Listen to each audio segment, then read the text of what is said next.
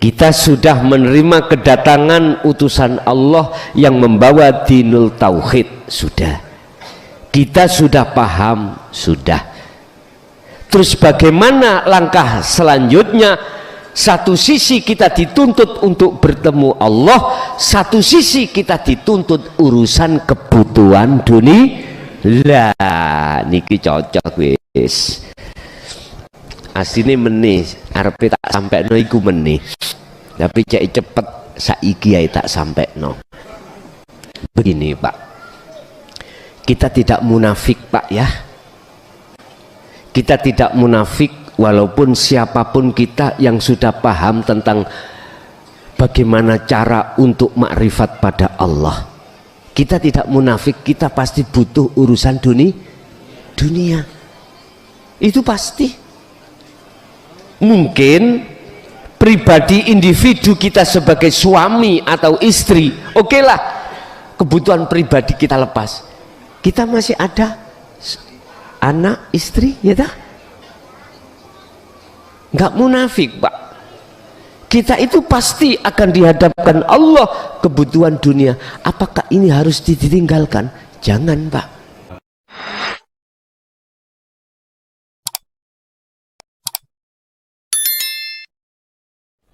Kita akan membahas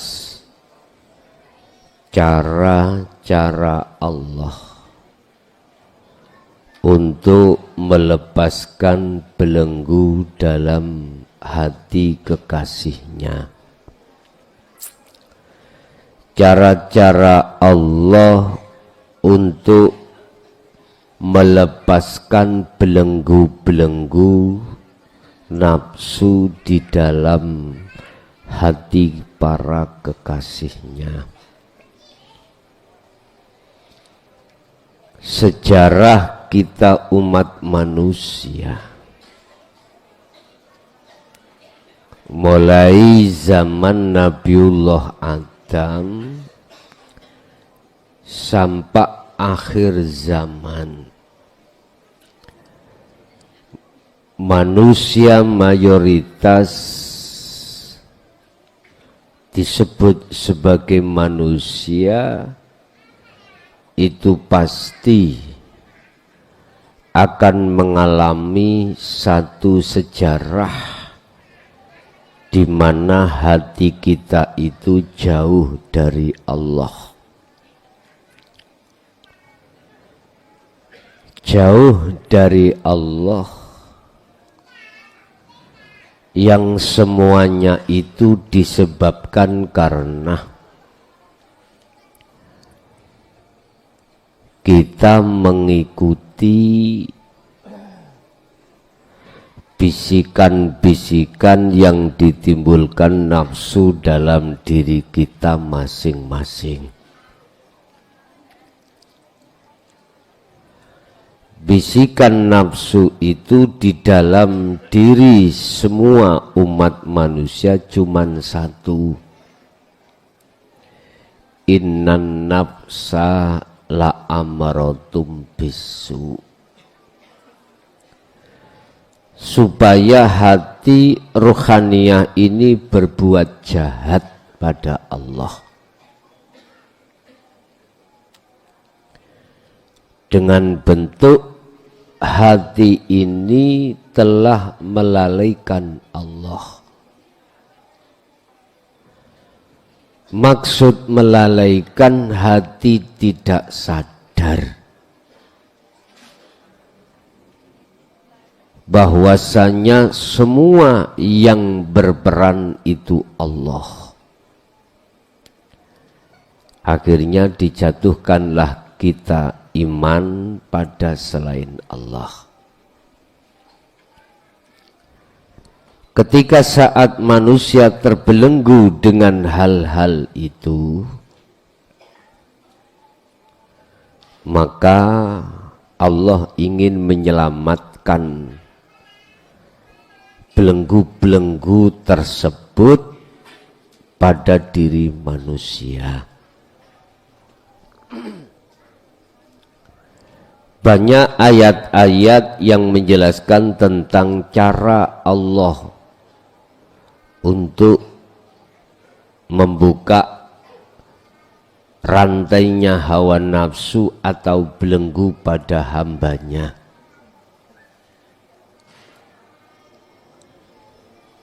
Allah akan mengutus satu utusannya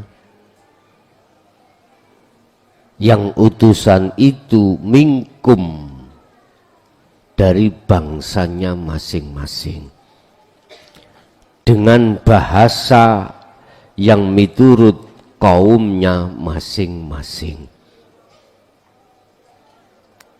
Kaumnya bahasa Indonesia, pasti Allah mengutus utusannya berbahasa Indonesia.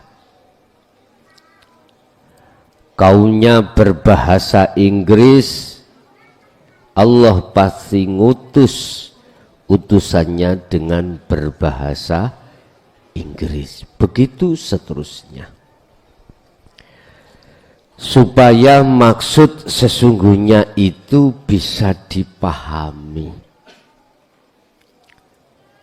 Sebab jikalau dari sisi bahasa itu tidak paham, otomatis tidak akan pernah mendapatkan maksudnya. Orang Arab berarti dengan berbahasa Arab. Ketika zaman baginda Rasul, mengapa beliau dari kaum Bani Hashim dan bahasa nasionalnya adalah bahasa Arab? Karena beliau pada saat itu untuk orang-orang Arab pada saat itu. Bapak Ibu hadirin rahimakumullah. Dengan bahasa Quran Arab itulah akhirnya dikenal oleh seluruh umat sedunia dan ditranslate dengan bahasa kaumnya masing-masing. Kemudian Allah mentarbiyah, mendidik, mengajarkan dengan bahasa masing-masing, dan disitulah berbagai macam utusan. Sama. Jenengan di Indonesia ada yang bahasa Madura, bahasa Jawa, bahasa Sunda, bahasa Bugis, apapun. Tapi satu rumpun dalam bahasa Indonesia.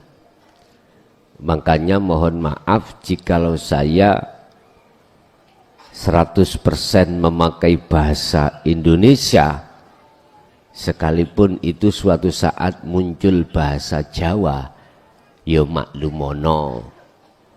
Karena memang kami dari bangsa Jawa. Saudara saya ada di Madura misalkan, son kok gak bahasa Madura, aku gak paham belas bahasa Madura. Bahasaku Madura namung tedung, blekok ngoten tok, itu lainnya nggak paham. Udah.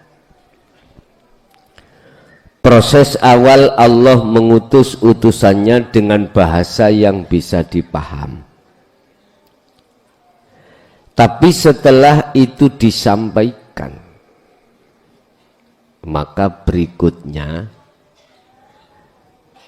mereka akan terpecah menjadi dua. Terpecah menjadi dua.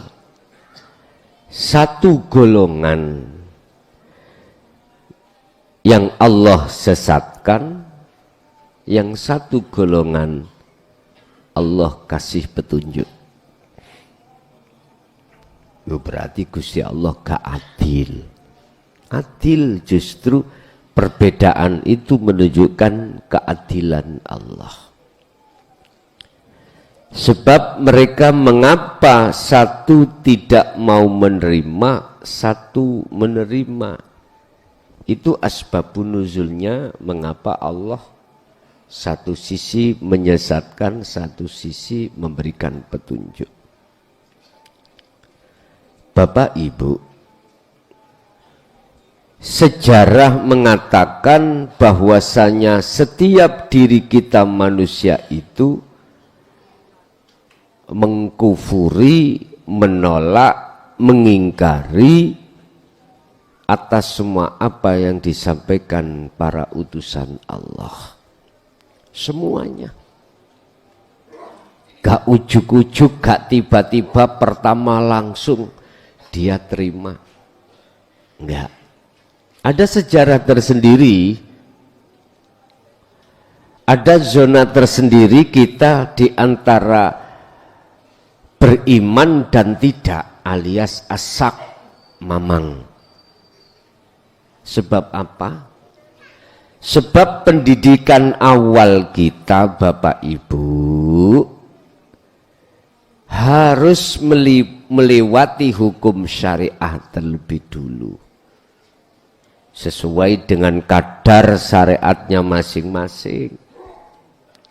Tadi sore saya katakan, dari kacamata hakikat satu sisi terkesan apa teori di dalam hukum syariah seakan-akan menarik hatimu untuk beriman selain Allah.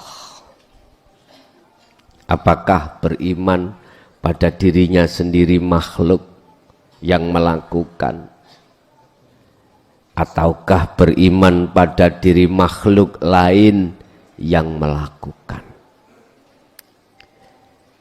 Seakan-akan itu kita ditarik supaya iman kita itu tidak murni pada Allah.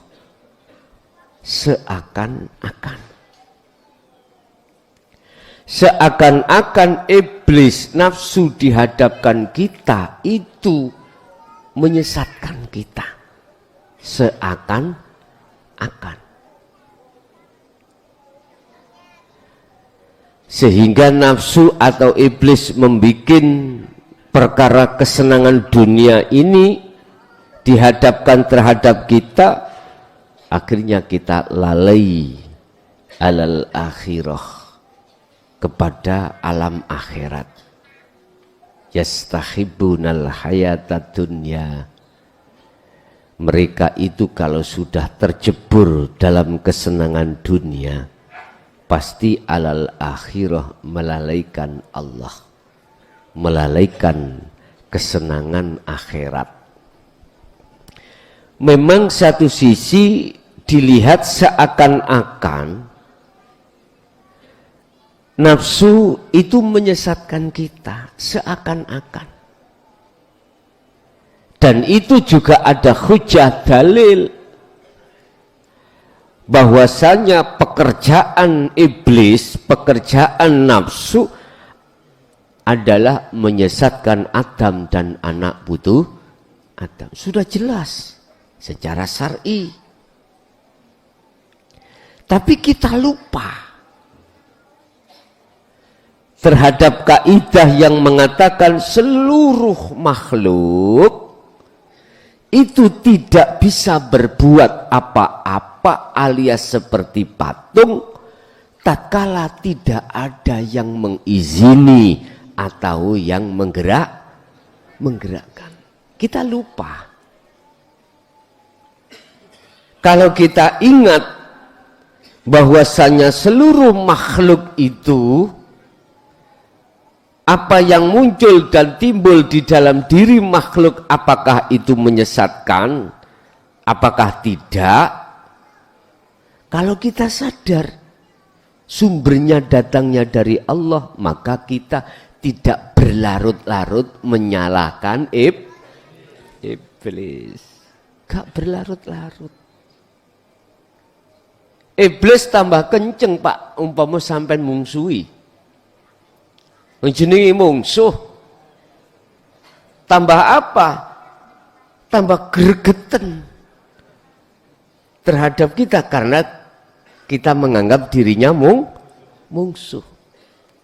Memang secara syariat harus menganggap musuh. Tapi sampai kapan kita menganggap iblis itu musuh, tidak menganggap dia itu adalah mitra kita? Kapan kita berdamai terhadap si iblis? Kapan? Ini syariat tidak boleh. Kita ngonco iblis, enggak boleh. Innahu sak temene iblis lakum kedue sira kabeh iku aduun mungsuh mubinun kang nyata. Secara syariat harus menganggap iblis itu mungsuh yang nyata, enggak boleh dibolo. Supaya apa? Maksudnya itu secara syariat supaya kita itu tidak tersesatkan. Maksudnya ngono. Kalau bahasa saya malah tak bolo. Kalau tak bolo engko lak gak nggodho. Gak mungsuhi Pak. Jadi dia gak gregeten pada kita. Gak mangkel, teman nih. Nek mungsuh jelas kita dibunuh. Tapi kalau bolo pikir, oh konco dewi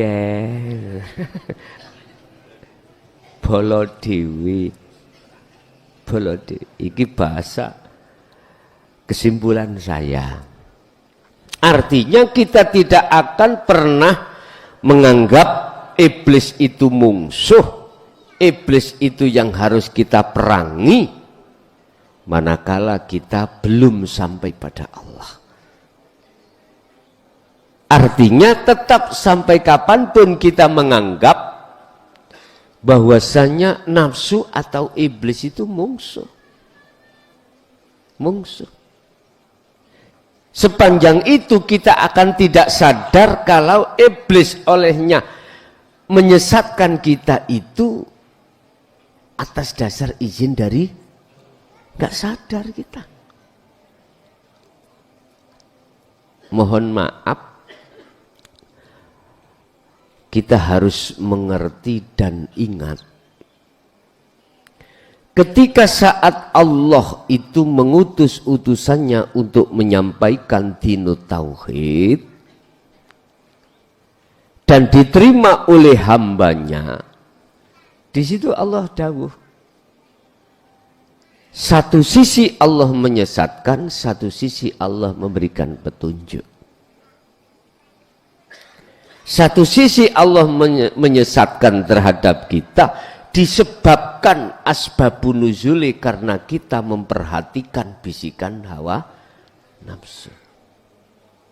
Akhirnya bahasa langsung yang menyesatkan kita itu bukan iblis, tapi adalah Allah.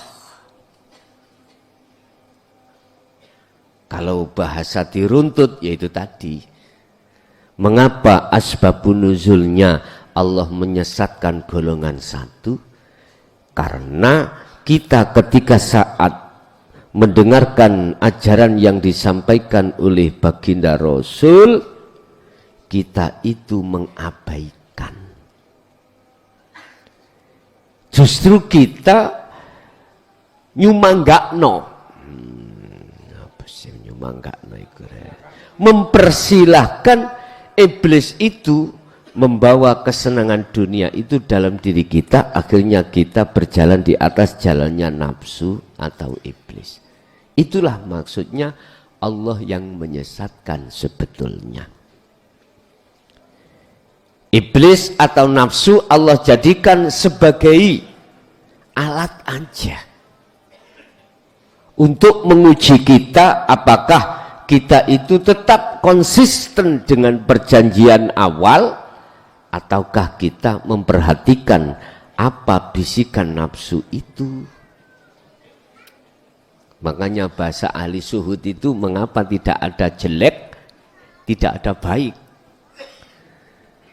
artinya jelek atau baik datangnya dari Allah. Ada di situ maksudnya. Kalau sudah lepas selain Allah baru sah ini. Kalau belum lepas ya mboten saged, tidak bisa. Lah, sejarah mengatakan berbagai macam Allah menyesatkan kita. Sumbernya memang nafsu, asalnya iblis, cuman bentuknya yang dihidangkan pada diri kita macam-macam. Ada seseorang itu dilalaikan Allah alias berjalan di atas nafsu. Kemarin tadi saya katakan lewat jalan al-amwal. Sugih duduk-duduk. Apa sugih duduk-duduk ya? Kaya raya. Disebabkan karena bisnisnya, bisa disebabkan, bisa jadi di karomah, di muka safah ngingu toyol, kan bisa jadi toh Pak. Bisa jadi di muka safah karomah sebab jenengan iki membaca waqiah, membaca surat-surat apa yang mendorong untuk menjadi orang sukses dunianya. Kemarin saya sampaikan Ar-Rahman, ternyata Ar-Rahman iku ketemu 445. Enggak ya? Dihitung-hitung dikalikan 7 hari 445 apa 55? Wis sampean hitung dewi. Terus akhirnya dikalikan nama huruf yang hidup pada diri yang bersangkutan. Contoh, nama hidup pada diri yang bersangkutan namanya Abdullah. Mana huruf yang hidup itu? Yaiku sampean hitung. Alif, dal, terus lam, hak ya, hidup apa iku?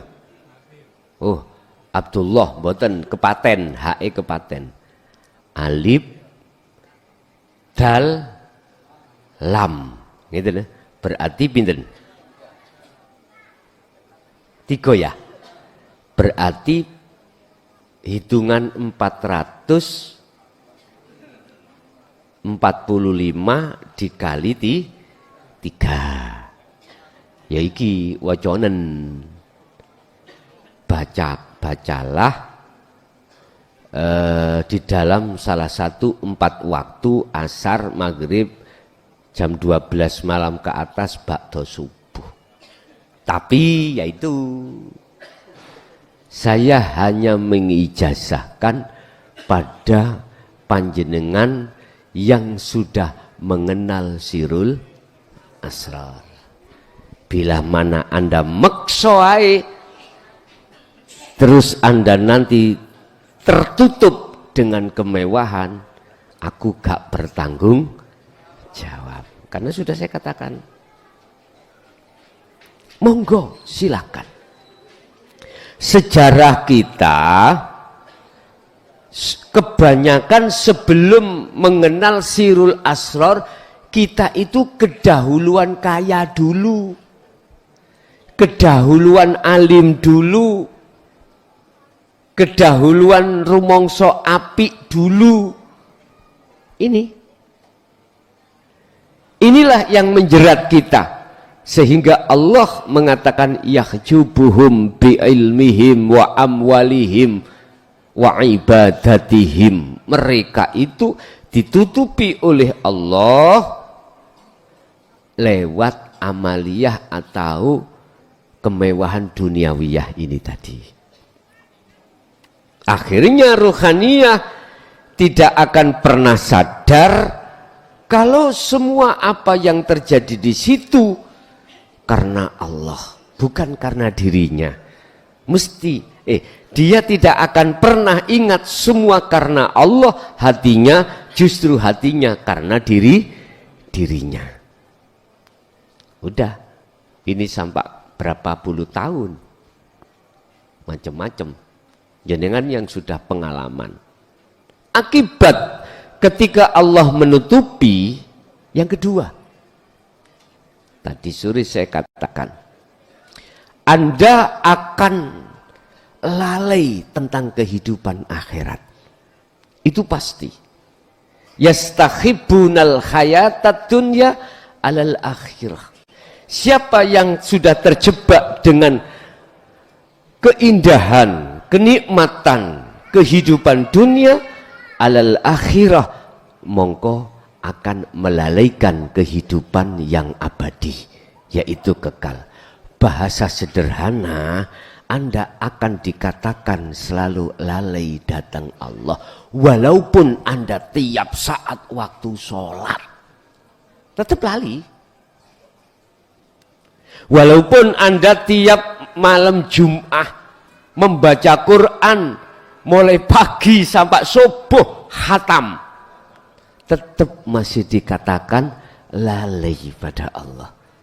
Walaupun tiap hari Kamis jenengan mengadakan kumpulan khatmil Quran di rumahmu.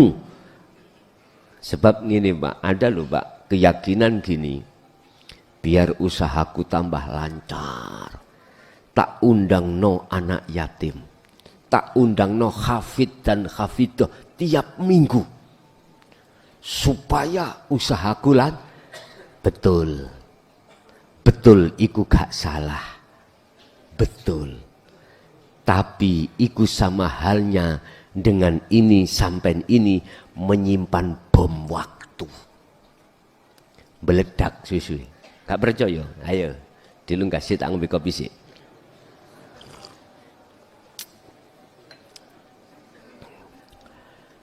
Oke, Allah menuruti atas apa kehendak Allah yang kita aku-aku, berbentuk keinginan. Karena memang iya, fadilah daripada kita membaca Al-Quran atau mendatangkan anak-anak yatim atau mendatangkan hafid dan hafidah untuk menghatamkan Quran. Aku bukannya benci pada mereka itu, enggak, tak dukung. Terus no, tak dukung. Nek kau nak kayak tuku ngombe, tak ewangi. Monggo, rapopo. Memang Bapak Ibu di situ nanti akan memunculkan satu karomah yang Allah menyesuaikan dengan keinginan Anda. Misalkan saya punya usaha, biar usaha saya barokah, di lokasi ini selalu saya adakan pengajian-pengajian yang bersifatkan Al-Quran. Hafidoh, tak celuk dewi, waktunya ada sendiri. Hafid laki-laki ba'da subuh sampai duhur. Saya mengundang 10 orang, satu orang 10 juta, 10 juta, jangkep 100. Sopo sing gak gelem hafid sing kaya ngono, rinio nek gak gelem tak jotos raimu. Mesti ngestokno sampean 10 juta loh Pak ya. Subuh sampai duhur. Endi kerja bayaran 10 juta? Enggak ada. Sing akeh nek ngakeh iku ijrit. Padahal karomah itu lebih besar. Ojo ngono dulur. Kayak ono minimal lah 1 juta, minimal mesake ini gimana langsung 10 juta lah wong aku sugih lho Pak, sugih. Harta saya diambil satu hari itu 100 juta, kecil. Omset saya satu bulan berapa? Miliaran. Omset saya, labane tok miliar. Saya ambil 100 lah, gak kroso toh. Mboten kroso, muklason kok. Umpama. Aku yakin jenengan yang hafid semangat Pak. Ketok 10 juta. Wis tah. Habis duhur ganti hafidoh. Wedok-wedok tak undang hafidoh, abah sing wis duwe bojo atau belum punya suami, wis pokoknya masuk 10 orang, satunya 10, berarti 1 minggu aku mengeluarkan 200 kecil umpama. Loh, Gusti Allah iku Pak, masih seberat apapun kita anggap secara fisik akal, bagi Allah kecil. Kau kecil, estu kau kecil. Wis, nyuwun sewu. Memang Pak, di situ akan muncul aura di dalam bisnis saya, dan karomah ini akan mendukung terhadap bisnis saya. Tapi ingat, kita pasti lali kalau suatu saat kita jatuh. Hitungan kita itu tidak jatuh. Hitungan kita itu udah wis iki kok hasil, iki kok yo hasil, dikelompokno. Tapi kita dilupakan Allah kalau kita suatu saat pasti jatuh. Ora enek ceritane fana iku terus menerus iku mboten musna, mboten jatuh, enggak enek. Ingat, ad-dunya mataul gurur. Kesenangan kehidupan dunia apapun tanpa kecuali sifatnya al-gurur, menipu. Artinya gak kekal. Terus si Bang Ebit lo ya. Fata murgana. Berarti kan gak kekal loh Pak. La ibu walahwun. Guyon sifatnya. Inilah gak kekekalan. Kita gak sadar kalau itu suatu saat akan diambil Allah. Gak sadar. Suatu saat kita akan dijatuhkan. Terkait kita masih hidup atau sudah meninggal, pasti ini akan diambil oleh Allah dari diri kita. Itu pasti Pak. Sebab sifatnya dunia itu adalah gak kekal. Orang yang jatuh di tengah-tengahnya pasti dilalaikan Allah, bahwa saja suatu saat itu kita akan jatuh atau semua akan diambil oleh Allah. Terlepas Allah mengambilnya dengan cara kita masih hidup atau kita sudah meninggal, terserah Allah, dan caranya Allah mengambil iku urusannya Allah. Nyun sewu, beribu-ribu orang yang memprediksi aku iki sukses terus. Kena pandemi nyonyor rakon, ayo. Walaupun tidak habis, omset kita mesti kita bilang rugi. Nah, ngeten nggih? Rugi teko endi wong gak melok tandang gawe kok rugi. Sing tandang gawe Gusti Allah kabeh. Yang bekerja, yang apapun menggerakkan itu Allah. Rugi dari mana? Kalau kita itu rugi. Itulah Pak, Allah melalaikan kita pada masa yang jatuh. Wis.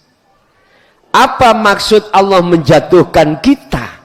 Apa maksud Allah itu mengambil semua apa yang dititipkan Allah? Satu, cuman liyabluwakum ayyukum aksanu amala, supaya Anda itu ingat Allah. Artinya supaya Anda iku fafirru ilallah, kembali pada Allah. Iki sing sadar. Makanya saya kalau boleh berkata, tapi tolong jangan tersinggung jenengan nggih. Jenengan asli mriki ku wong remek-remek. Wong remek-remek. Memang nek gak remek ya gak mungkin dilebokno garasi ya men. Gitu ya. Sepeda nek gak rusak lah apa dilebokno garasi. Tapi ada istilah ning garasi iku apa itu Pak? Perawatan. Tidak selamanya mobil masuk di dalam apa garasi ya. bengkel iku harus remek dhisik ndak. Ada istilah perawatan. Sebelum terjadi remek, kita rawat. Berarti kita harus cek mana yang harus diganti sebelum remek rep. Nah, makanya mohon maaf sekali lagi, jangan tersinggung kalau saya katakan jenengan yang ngaji terkait masalah babakan hakikat, aku yakin mayoritas remek. Ya wes ini penggawean saya dandani remek. Kita akan dijatuhkan Allah lewat kealiman kita. Bagaimana si hambaku ini biar tidak merasa alim, dihabiskan Pak kehormatannya. Cara Allah menghabiskan macam-macam. Disandungkanlah dengan persoalan.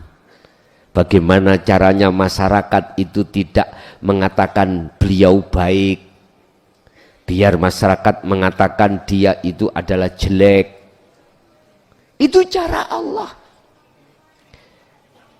Bagaimana kita tidak merasa kita yang kaya, bagaimana kita tidak merasa kita yang lebih baik daripada orang lain ketika saat menyembah. Dijatuhkan Allah dengan cara berbagai macam cara Allah. Ini jenengan iki bagi yang sadar, inilah yang dimaksud Allah sebagai hamba calon dan sampai menjadi kekasih Allah. Makanya jenengan sing dadi kiai kok ya di masyarakat sampai sekarang dibenci, udah puji Tuhan, artinya bersyukurlah kau pada Allah, dihabiskan kehormatanmu dengan cara kau ngetengi anak wali santri. Lu bisa jadi gitu Pak. Loh, mohon maaf loh, estu mohon maaf. Allah punya rencana seperti ini, sesungguhnya itu menyelamatkan ruhaniyahmu yang selalu merasa dirimu yang paling top, markotop gitu, paling baik. Allah gawe cerita, ono anake wali santri sondok ayu Pak, wis tahjan ayune pol. Akhirnya apa? Ngajimu khusus privat. Tahu privat? Kamu itu ada nur cahaya, modele lo, mau modele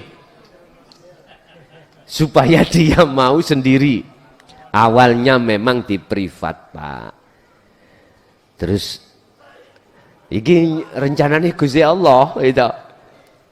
Terus diomongi, eman atimu iku ono cahaya ini sing mengkilap. Padahal iki wis rekodayane kita. Nah, wis. Setelah itu berhubung wis rada ide pijetono aku. Nggih ta? Melok ndalem. Nah, lah gitu ya. Ana ndalem. Melok ndalem. Bunyai orang ngerti kalau di dalam hati ada bintik-bintik nyamuk. Orang ngerti. Ya wis seneng ae bunyai ono sing bantu. Wis. Prei wis waran pakmu ya, wis ora usah ben wulan iku ngirimi, gak usah. Pondokmu iku free, manganmu ya dadi siji. Awale Pak proses. Dekat-dekat akhirnya pijetono aku. Wis Pak. Mijiti pertama ning sikil si jenenge giringane wong halus kan gitu Pak. Giringane wong halus iku ngoten. Sikil si nisari dengkul, wis tangan. Wis ya. Akhire wae ngaji. Mbuh kapan liya dina ngomong, gak krasa sikil tok munggah titik. Sing tersinggung ojo tersinggung, sing pernah ngelampai ojo tersinggung lo ya. Temen ojo tersinggung. Iki cara Allah untuk menyelamatkan ruhaniyahmu, gitu loh bos. Ngoten dong. Akhirnya apa Pak? Pada waktu ketetapan Allah yang Allah takdirkan, terjadilah wik-wik. Bahasanya anak sekarang wik. Bagaimana bisa menolak si santri? Wong dia selalu tawadhu. Sampai bahasa ngene nyuwun sewu. Awakmu iki yo nek wis tak kumpuli ku sak apik-apike wong wedok.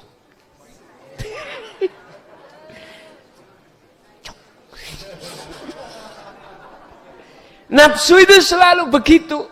Bagaimana cara merayu dan merayu sehingga dirinya itu sudah kuserahkan diriku padamu. Akhirnya terjadi Pak, gak pisan pindo. Kadung roh rasa enak mesti golek itu gale. Wis. Akhirnya mohon maaf lah Pak. Iki proses Allah menyelamatkan Anda loh ya. Jangan dilihat dari sisi LE. Hakikatnya lihatlah. Sisi syariate jangan syariate tok, hakikatnya. Ternyata apa? Jadi masalah. Terus beliau bilang, Yai kula niki mboten medal abang-abange sakniki. Ngerti nggih abang-abange? Berarti cara kitab itu hamil. Mulai Pak. Atine resah. Resah. Sing resah itu ya sang pelaku nih sing resah. Takut engko diomongno nang wong tuwane, takut konangan santri liyane. Nggih mboten? Itu pasti bagaimana caranya. Tetapi ingat, Allah bisa jadi menyelamatkan Anda itu, ruhaniyah Anda yang asalnya itu jauh dari Allah menjadi dekat lewat cara seperti ini. Bisa. Akhirnya terjadi Pak, mohon maaf. Seluruh masyarakat mengatakan, hei Kiai nyenuan. Tapi ngerti nyenuan? Ngetengi santrinya. Wes imet niki jelas menurut umum jelek. Lah ngoten nggih? Wes. Akhirnya bagaimana? Anda enggak berani keluar. Kenduren ning tanggane yo gak wani. Karena sudah umum. Udah jatuhlah kehormatanku. Ingat. Ini kalau tanda kekasih Allah mesti bersyukur. Allah menghilangkan kehormatan dalam diri kita lewat cara Allah yang sangat sadis seperti itu. Sadis lho Pak niki, sadis. Beto ambek jenengan ngene. Wis kadung dihormati wong ngalor ngidul. Piye carane wong gak ngurmati? Muda Pak. Melaku nang desa. Akhire wong sak kampung ngarani ya iki ceritane Abu Nawas. Ketika saat bapak Abu Nawas iku sedo. Negeri yang dipimpin oleh Harun ar-Rasyid itu rapat. Sopo penggantine Wak Mudin niki? Wis gampangan Wak Mudin ngono lho. Berhubung Abu Nawas iku dipondokno, abahe nang pondok mulih diceluk. Abu Nawas sepakat semua negeri yang dipimpin Raja Ar-Rasyid ini yang meneruskan perjuangan bapak jenengan. Bingung Pak. Karena beliau ini takut dihormati orang. Sebab rumangsa hormat karena ada yang menghormati. Orang menghormati karena kealiman beliau. Sumberi teko rasa rumangsa alim, akhirnya dihormati orang, dijadikan orang sebagai rujukan, Akhirnya di dalam hati kita semakin lama merasa kalau kita orang alim. Akhirnya apa Pak? Gusti Allah memberikan petunjuk.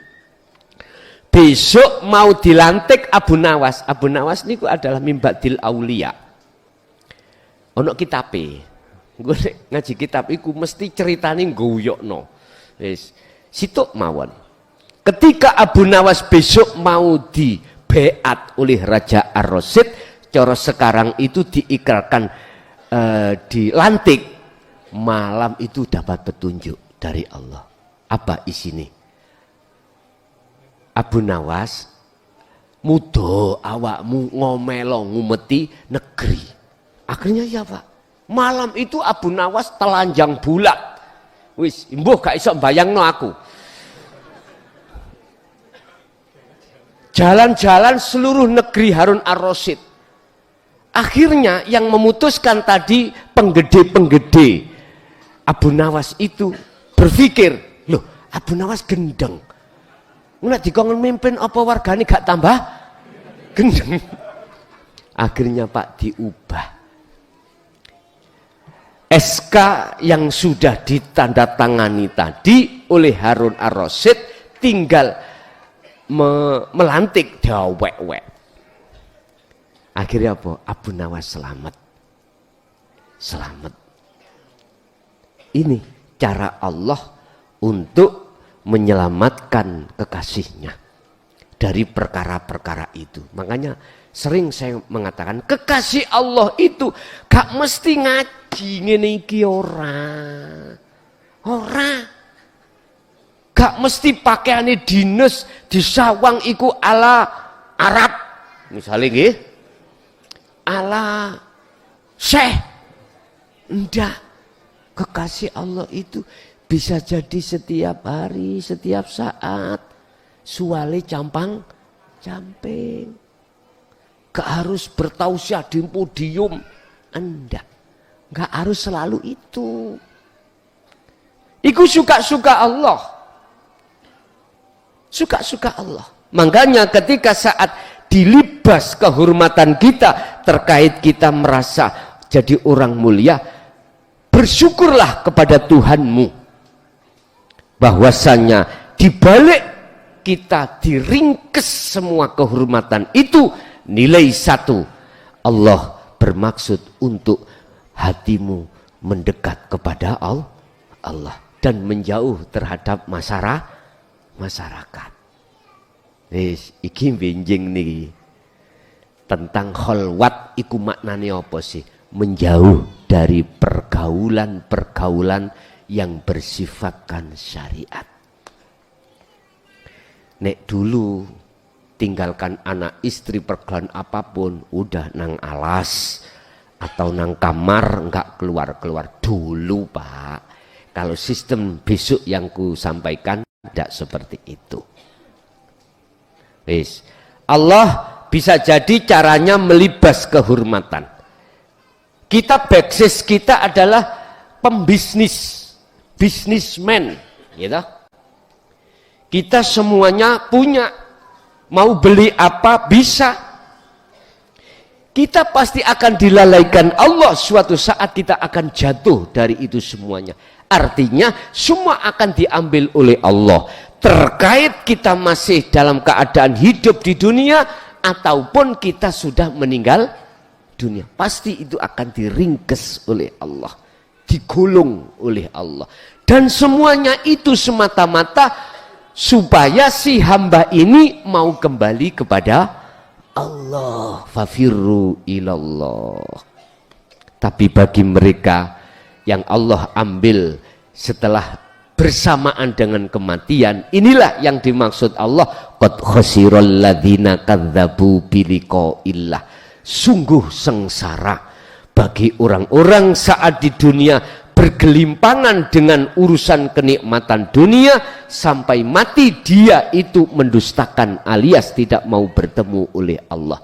Berarti inilah golongan-golongan ahli adab. Nggih, mohon maaf. Sungguh mohon maaf.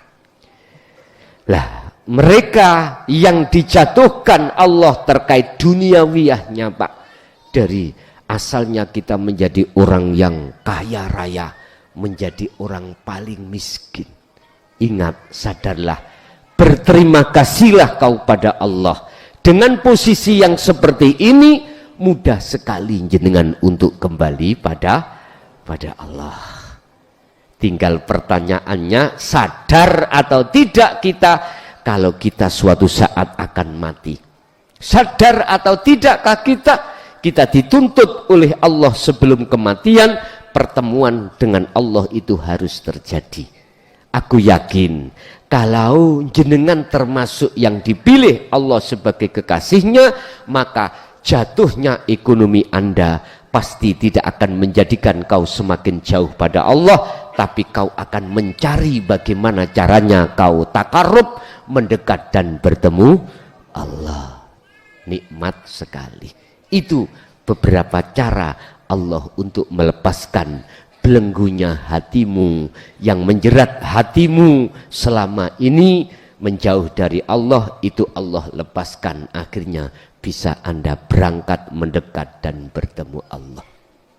Ini makanya jangan terlebih dahulu kita mengatakan orang jatuhnya bisnisnya itu tidak selama itu menjadi adab Allah. Enggak, justru itu rahmat Allah. Jelas nggih? Sekarang kalau sudah seperti itu, apa langkah berikutnya kita? Kita sudah menerima kedatangan utusan Allah yang membawa dinul tauhid, sudah. Kita sudah paham, sudah. Terus bagaimana langkah selanjutnya? Satu sisi kita dituntut untuk bertemu Allah, satu sisi kita dituntut urusan kebutuhan dunia. Lah niki cocok wis. Asline meneh arepe tak sampekno iku meneh. Tapi cek cepet saiki ae tak sampekno. Begini, Pak. Kita tidak munafik, Pak, ya. Kita tidak munafik walaupun siapapun kita yang sudah paham tentang bagaimana cara untuk makrifat pada Allah. Kita tidak munafik, kita pasti butuh urusan dunia. Itu pasti.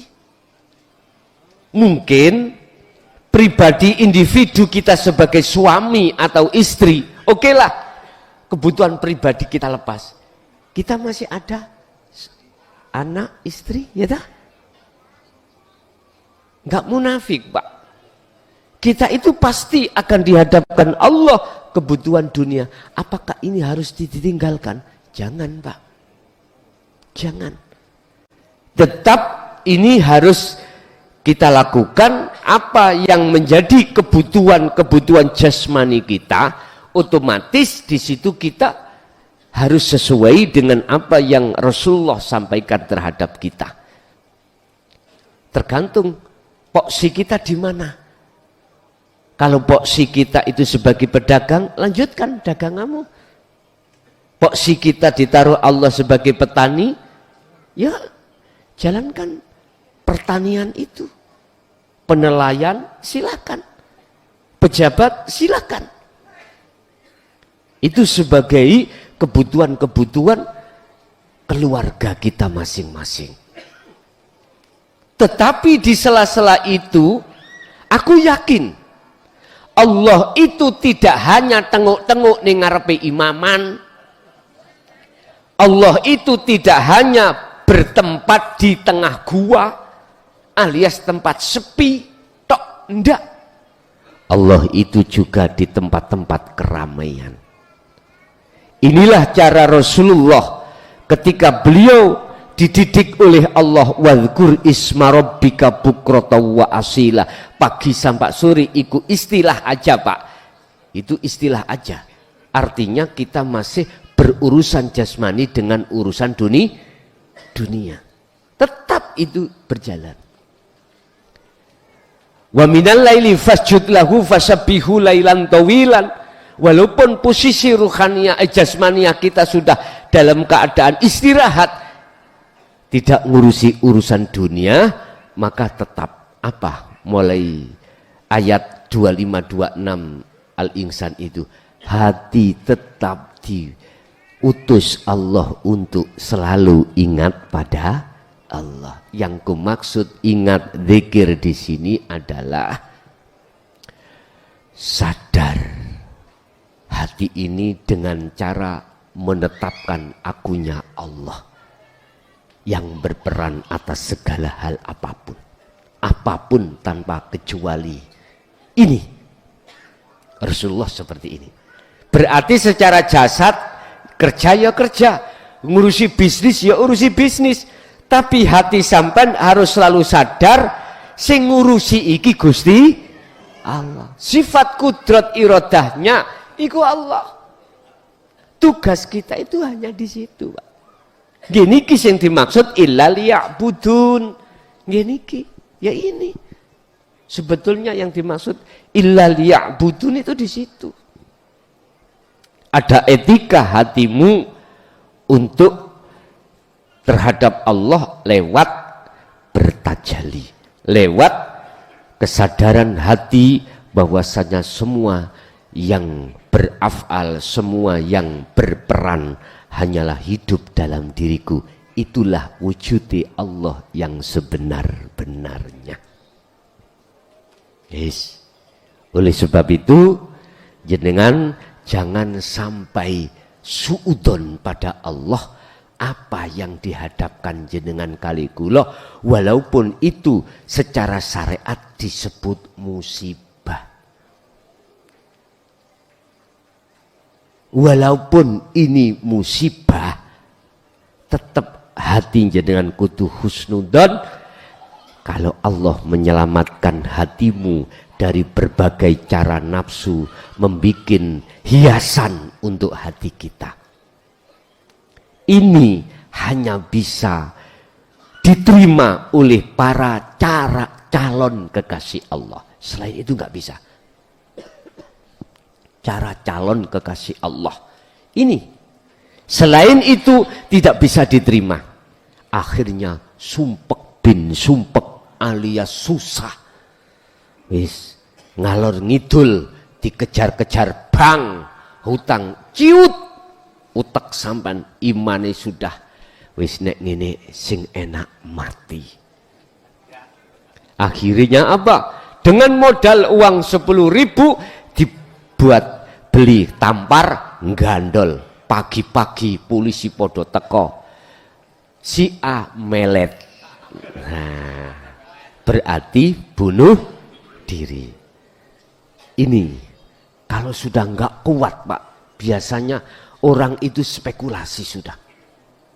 Estu Gusti Allah bisa jadi, mohon maaf, menyelamatkan dirimu dari gangguan-gangguan wanita atau laki-laki.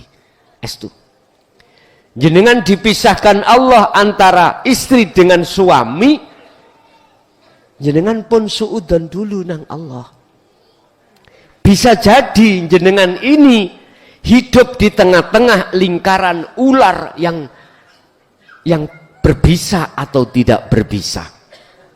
Estu nyun sewu Bu, jenengan iki suami jenengan iku pembisnismen, wis pokoknya ngomongi babakan donya.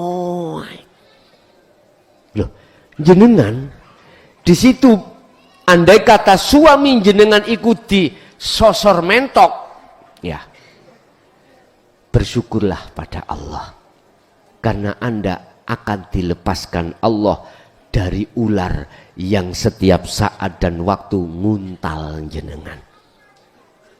Memang kalau dilihat dari sisi syariat, eman toh Pak ya, dunyane piro, ngene piro, wah. Tapi jenengan Bu harus mempunyai pandangan hakikat. Itu. Apa pandangan hakikat? Jenengan sesungguhnya diselamatkan. Tapi bukan berarti artinya sampai pulang, bojo sampai ngecemes saya, terus ngejak pegatan, yojo. Mboten maksudnya, nggih. Mboten. Ngalir mawon bagaimana Allah nanti menetapkan. Sama laki dengan perempuan. Nggih mohon maaf. jenengan iki gak nyambut gawe mung momong anak, sing nyambut gawe sing yang menjadi pengusaha itu perempuan. Nggih mohon maaf. Sampean kan penggaweane kan momong, ya toh, momong wis mangan melayani lah ngono to ya. Nah, wis penak nggih. Wis rokokan ya setiap rokokan apa sing dikarepno ana sembarang ana. Nah, iki aku ngomong apabila Anda itu nanti dipisahkan alias garwa sampean ditutul pitik jago, ojo getun. Ingatlah, di situ ada rencana Allah. Ini basisnya adalah duniawiyah. Tapi nek basisnya iki ana ukhrawiyah. Nah, iki beda. Apapun bentuknya, diapii apa dieleki, semua apa yang datang takdir enak gak enak, tetap kita itu sendika dawuh. Ngoten iki. Jadi Bapak Ibu, di sela-sela di samping kita itu ngenteni mati, kita tetap berkomitmen langkah kita tentang ukhrawiyah. Faqadistam sakabil urwatil wuthqa, pegang teguhlah, teken tali Allah itu yang tidak akan pernah putus. Itulah wahwa adzikru bisiril asrar pun. Engko nek wis kadung kulino zikir sirul asar wis gak enek, Pak. Akhirnya sampai fana'u zikri pun man nyaman ya.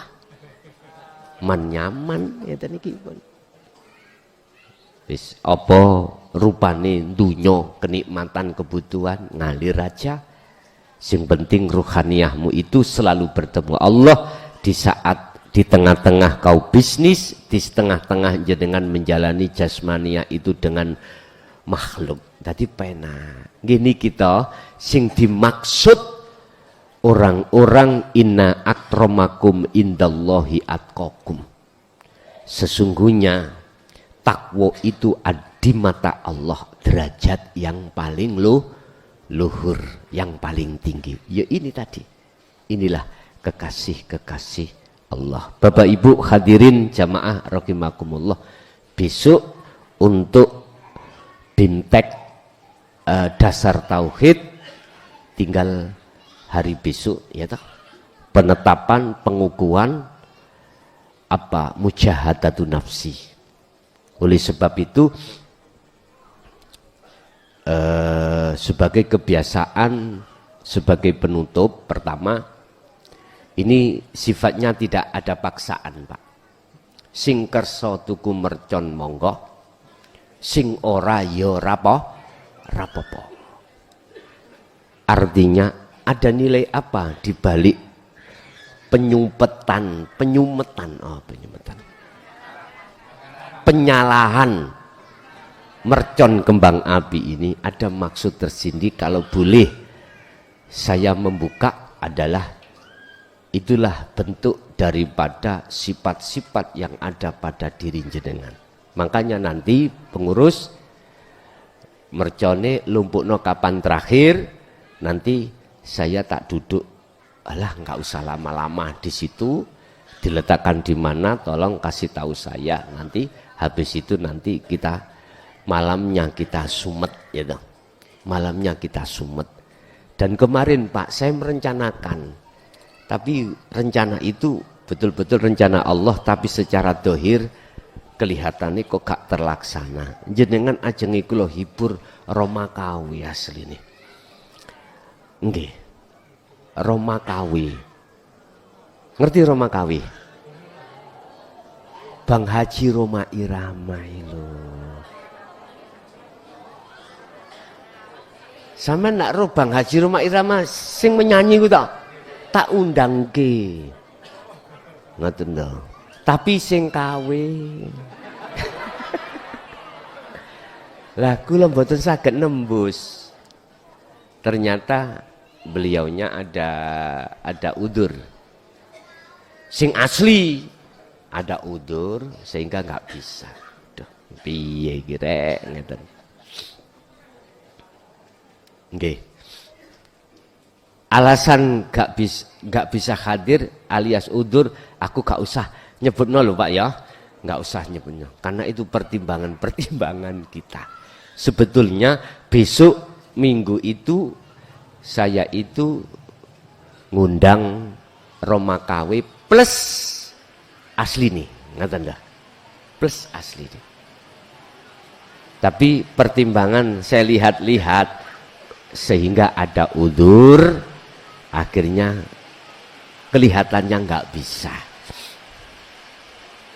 Maksud kula bar jenengan iki mau beat, ya dah, langsung diteruskan Roma KW tadi yang mengiringi dan juga Roma asli. Lah, apa?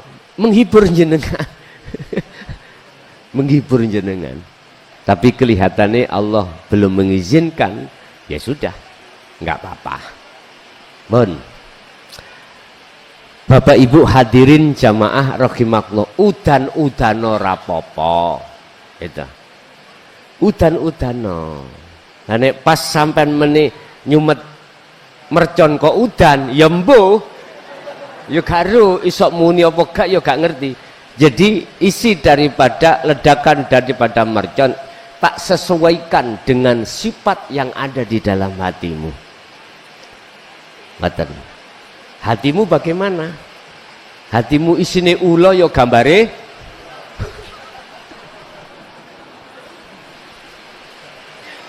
iku kita masih membahas kasab loh Pak ya, membahas kasab.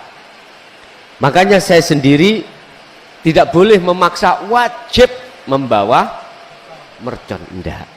Sakerso jenengan. Makanya mengapa saya suruh untuk mengkasih nama di situ.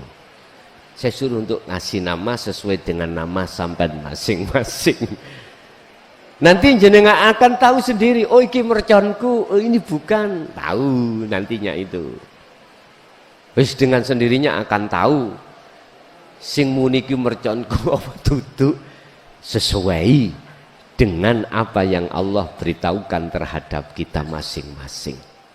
Wis berarti besok itu adalah dasar tauhid sebagai penutupan, yaitu beat, ya, pengukuhan untuk kita itu melakukan, khusus pemula yang melakukan mujahadatun nafsi.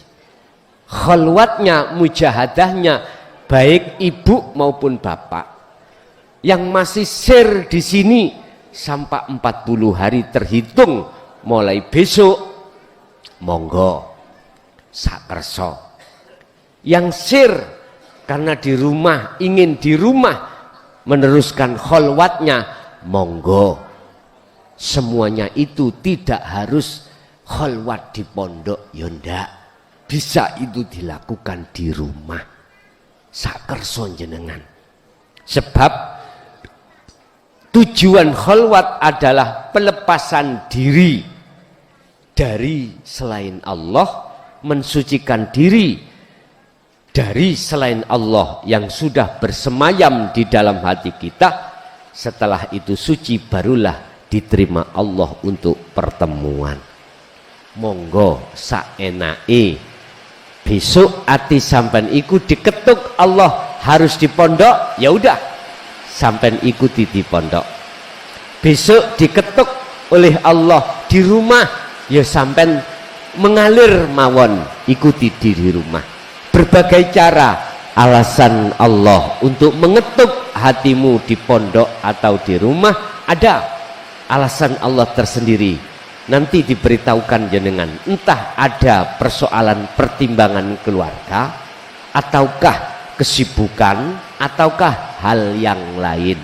Mesti itu nanti akan muncul. Pak Bu nggih. Terus lagi tolong besok kalau bisa, ini tidak ada unsur paksaan. kalau bisa sesuai tahun dulu, berbaju putih, berkopiah putih, biar koyok putih-putih ning pojokan, yaiku ketek. Artinya apa Pak? Tafaul. Kita tafaul pada Allah dalam rangka menyongsong perjalanan diri biar betul-betul fitrah, ruhaniyah kita betul-betul suci, laksana seperti baju kita serba putih. Terus kalau yang tidak punya baju misalkan putih, mohon maaf, son umpama saya datang tetep pakai putih lawon mulai nisor tuh ndukur dipocong, ya apa aku gak melarang, tapi tolong ojo diawur-awuri wedak ngono wis. Paham nggih? Wis terserah. Saya nggak punya baju putih, adanya baju merah, monggo tak kerso. Cuman kalau bisa jenengan pakai baju putih atau celana putih atau sarung putih, itu lebih baik miturut pandangan syariat. Paham nggih? Tapi bukan berarti memaksa harus, enggak. Yang kedua, besok setiap jamaah yang ikut baiat harus membawa air putih satu-satu. Dari sisi pondok nanti akan mempersiapkan air sendiri, monggo. Bila mana jenengan ketitiken beli sak galong mene, engko kena diombe ambek ning omah ya monggo, sak kerso sampean, sak kerso. Saged dipaham Pak nggih? Nggih, itulah persyaratan-persyaratan besok kita akan berbaiat secara massal, baik di majelis langsung maupun lewat streaming live, semuanya adalah sah. Karena sesungguhnya yang membaiat, yang menyambungkan talinya ruh pada Allah itu bukan siapa-siapa, tapi Allah di dalam diri kita masing-masing. Oke, kita masuk pada sesi tanya jawab. Assalamualaikum warahmatullahi wabarakatuh. Perkenalkan Gus, saya dari Gresik, Paringasmo Abdul Aziz. Alhamdulillah saya ini termasuk pemula yang baru pertama kali ikut BIMTEK ilmu tasawuf di Pondok Pesantren Jaya Baru. Yang mau saya tanyakan Gus, selama BIMTEK yang sudah hari malam ke-8 ini, setiap pemula ini kan wadahnya beda-beda, pemahamannya juga beda. Ada yang SD, SMP, SMA.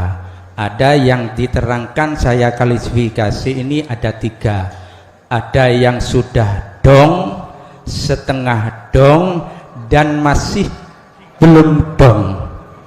Yang mau saya tanyakan, besok insya Allah kita sudah masuk proses baiat, dikenalkannya ruh kita dengan yang maha hidup. Bagi kami yang pemula, yang masih belum dong ataupun setengah dong, itu posisi kami di mata Allah besok itu bagaimana dalam pengenalan ruh kita dengan yang maha hidup. Terus yang kedua Gus, harapan saya pribadi ini, saya dengan Gus Mukhlason saya tidak hanya menganggap sebagai guru, tapi saya menganggap sebagai bapak bagi saya. Karena ada sebuah ungkapan, kalau kamu menjadi guru maka siap-siap ditinggalkan oleh murid. Karena sering kita dengar ada mantan guru atau mantan murid. Tapi kalau bapak tidak ada dalam istilah kita mantan bapak kita atau anak kita. Jadi saya mohon kesediaan Gus Muhlason untuk menjadi bapak kami dari yang oleh Allah dikehendaki untuk berjalan di Dinut Tauhid ini.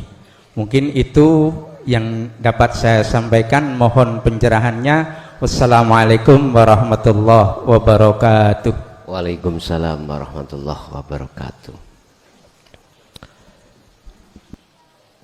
Mensikapi tentang yang gak dong dan setengah dong.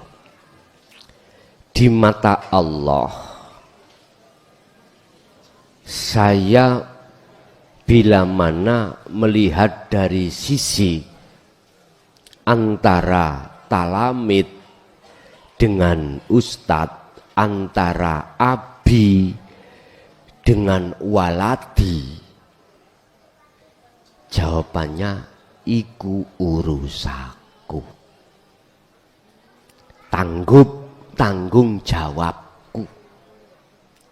Yang dong ataukah yang tidak dong atau setengah dong, iku tanggung jawabku sebagai orang tua. Sebab orang tua itu tidak akan membedakan di antara beberapa sak beling-belinge anak. Tahu beling nggih? Orang tua masih kasih sayang. Belingo kaya apa? Ndablek kaya apa? Iku orang tua dengan sendirinya pasti ada kasih sayang. Berarti tanggung jawab bapak. Kita sebagai murid tatkala menghadapi ujian Pak, apakah yang pintar, cerdas, akhirnya bisa menggarap semua persoalan, dan atau yang setengah pintar, setengah hendak, dan atau yang belas nggak bisa. Wong jawabnya ini ya Pak, wong dia nggak ngerti belas alias bodoh. Jawabnya gini, dia pakai pris-prisan A, B, C, D. Nomor pertama gak iso belas, dirutuh no pris. Muncul A, ditulis A. Ini tidak menjadikan ukuran oleh guru kita untuk tidak meloloskan ujian. Apa ukurannya? Hanya sami'na wa atokna. Itu. Makanya di dalam pondok pesantren manapun Pak, pintar, setengah pintar, bahkan goblok, itu tidak menjadi ukuran. Tidak. Yang menjadi ukuran adalah tawaduk. Mohon maaf Pak, nek cara kula ning pondok sampean takoki kanca-kanca. Kula niki mungkin orang terbodoh. Santri terbodoh, belunat pisan. Mungkin di situ ya. Sampean tanya teman-teman saya ketika saat saya di Mojosari SMP Yehusairi, ketika saat saya ditambak beras,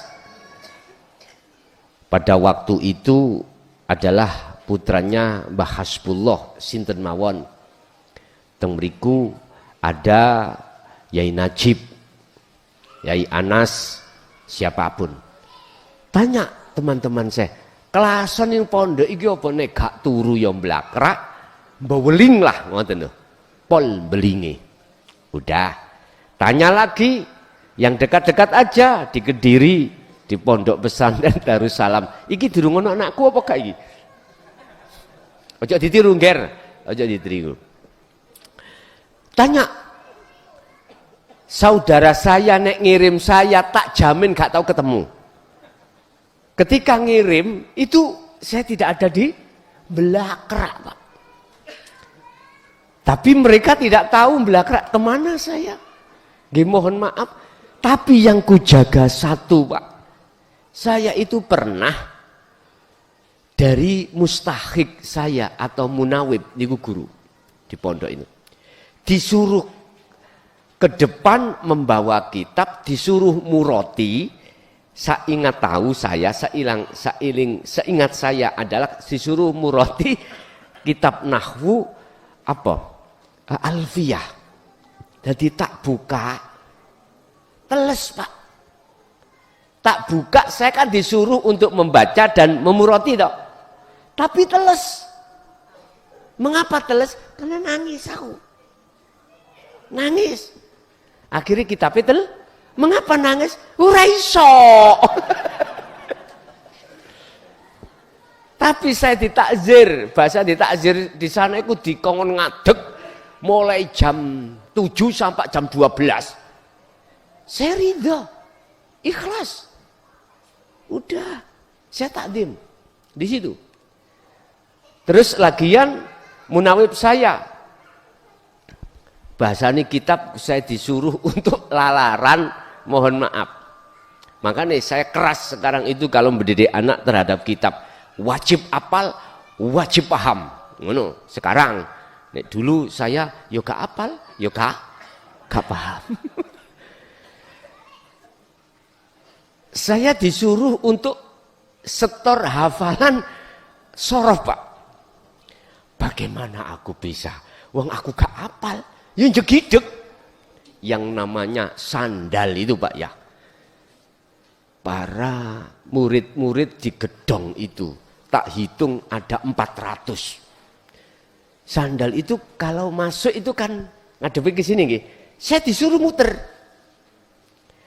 Supaya nanti murid-murid nek keluar itu langsung jelek mboten leren muter.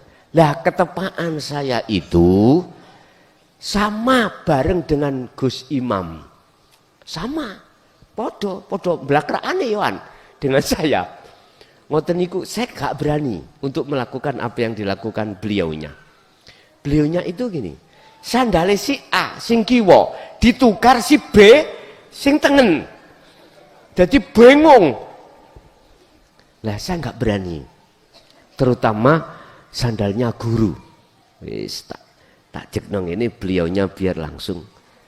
Tapi dalam hati saya memegang ajaran abah saya.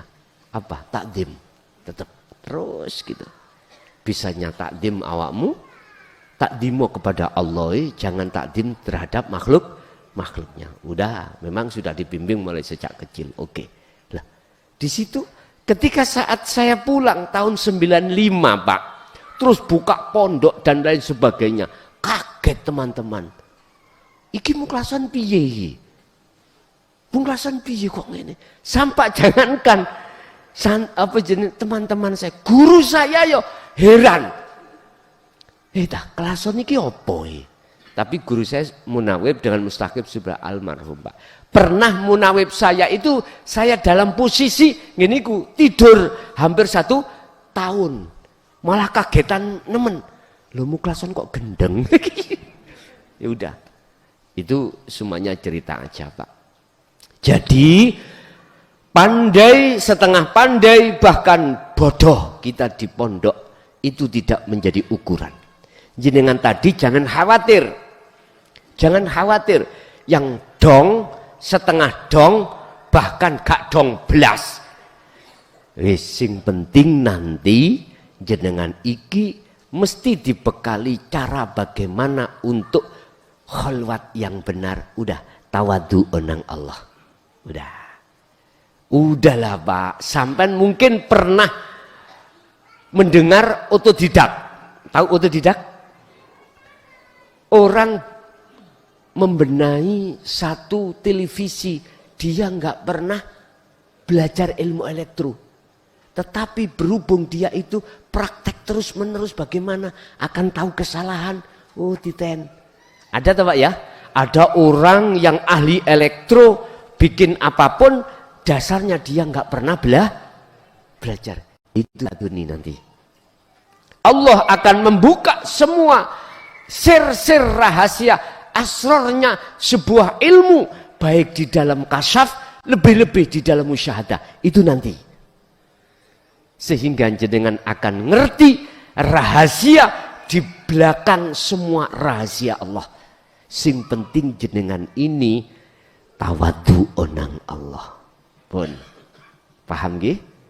Bentuk tawadu kita fungsikan sirul asrar nanti.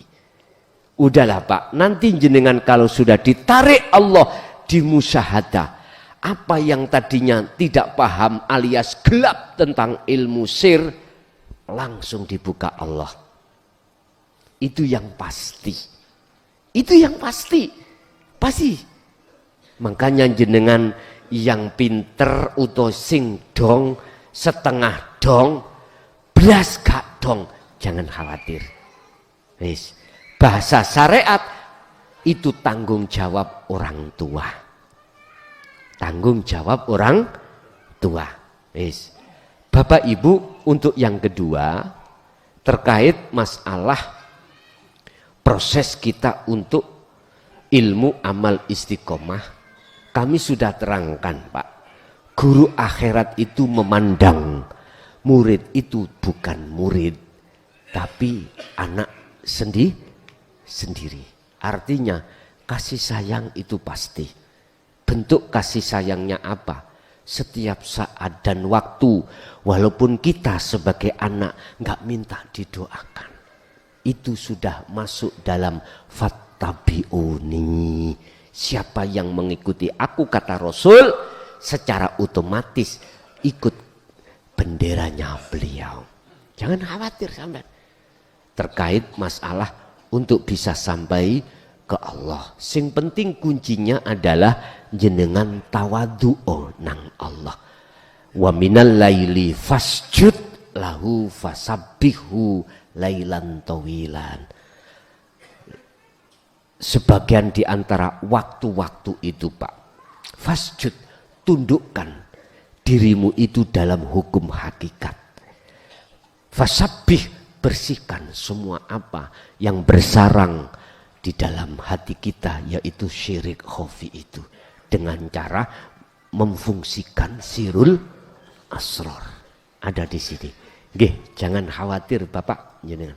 Nggih. Masih ada? Oh, perempuan. Ya wis, tinggal satu Pak nggih. Perempuan ini. Pangapunten wektale.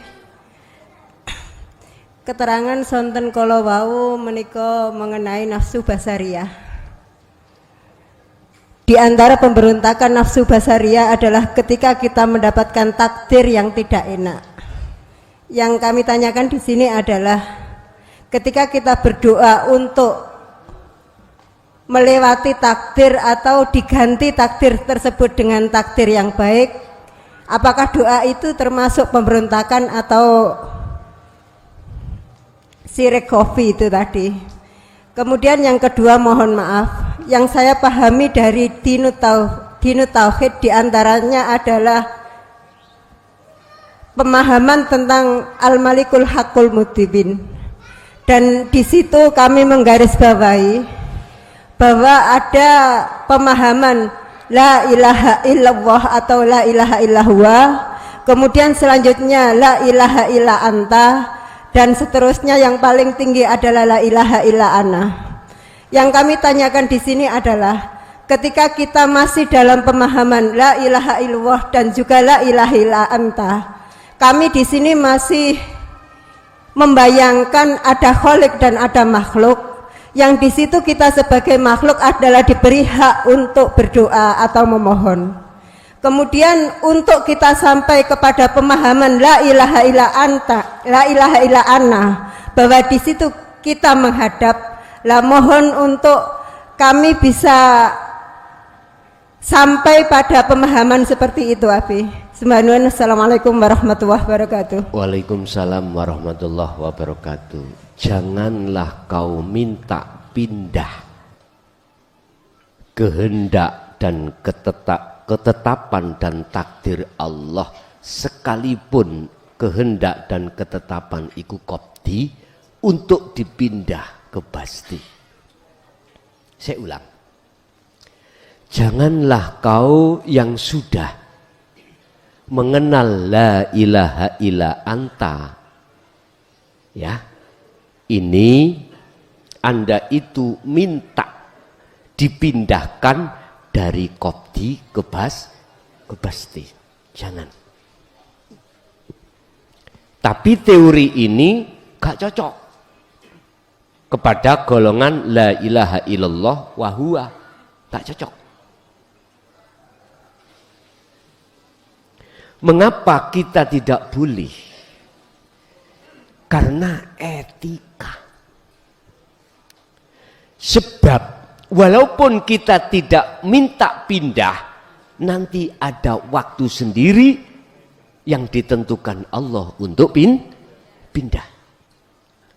Maksud Allah, kita disuruh menikmati Qobdi itu supaya hati kita itu lebih cetok, lebih kuat makrifat pada Allah di saat Qobdi, di saat nggak enak. Tapi nafsu tetap mendorong jenengan untuk lekas pindah. Terlepas dari nafsu dalam diri kita, setan dari luar.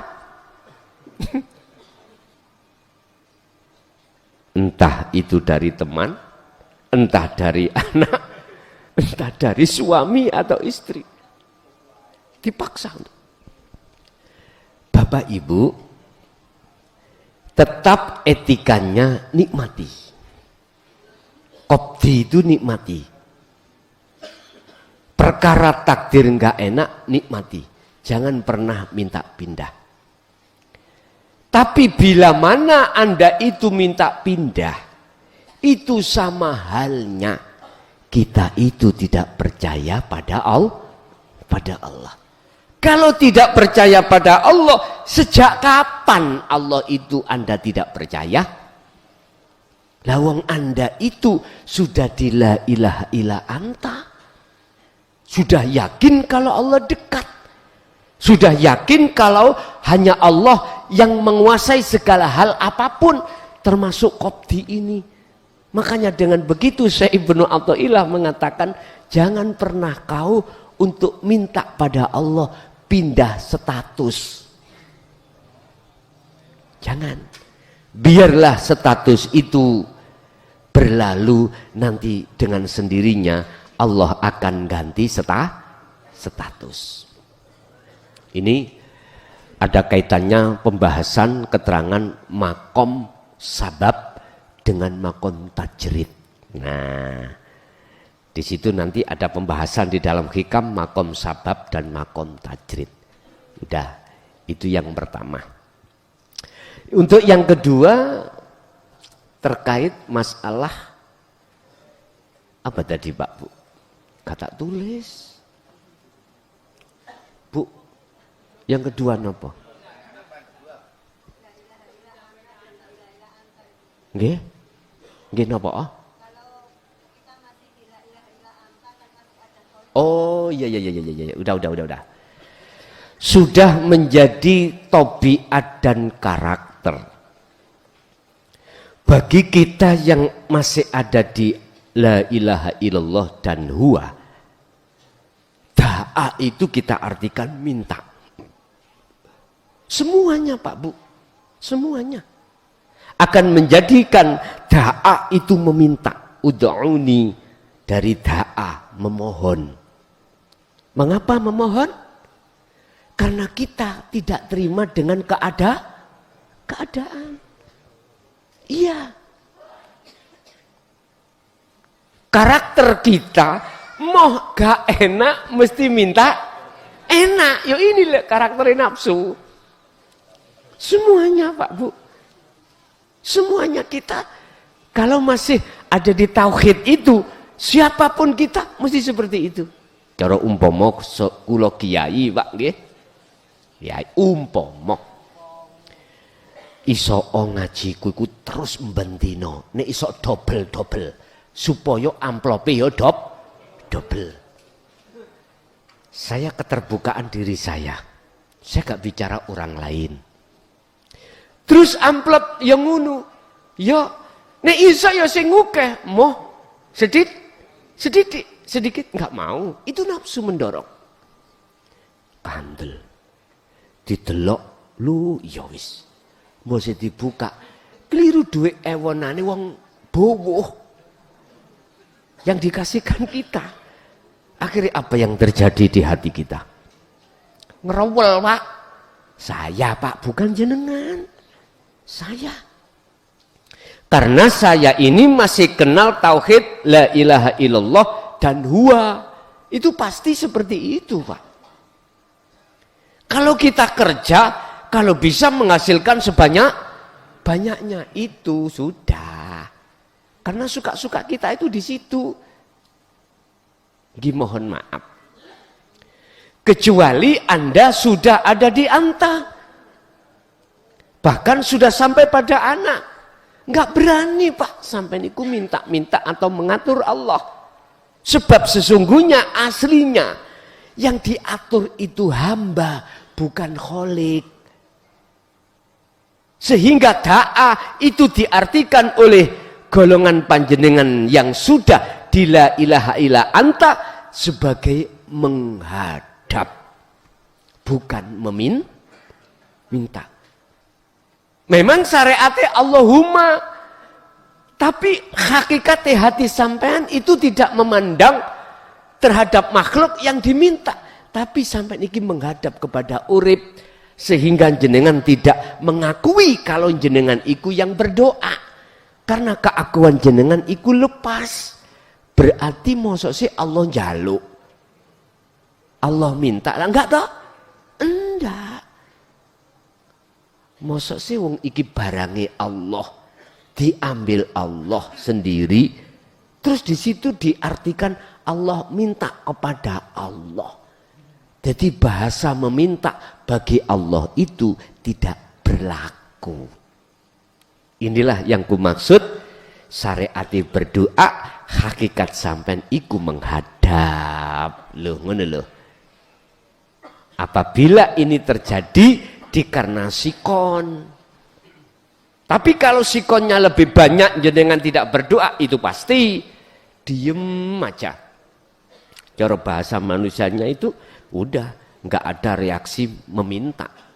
Walaupun jenengan ini diletakkan kopdi, nggak berani untuk minta dialih kok datang pasti atau perkara yang menyenangkan.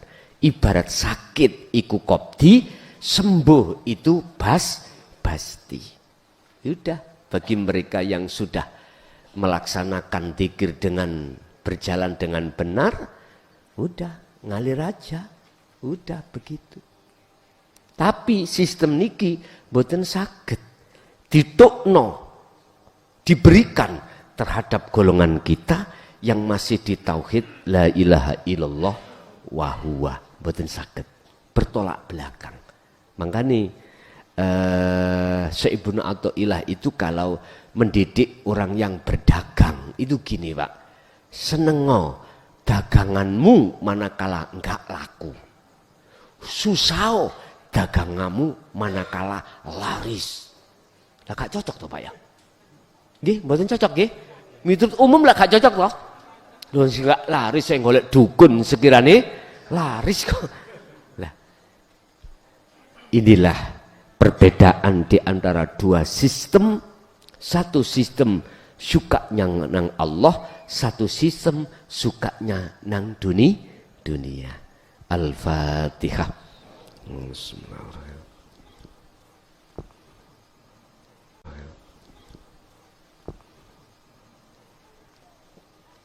Akhirul kalam. Assalamualaikum warahmatullahi wabarakatuh.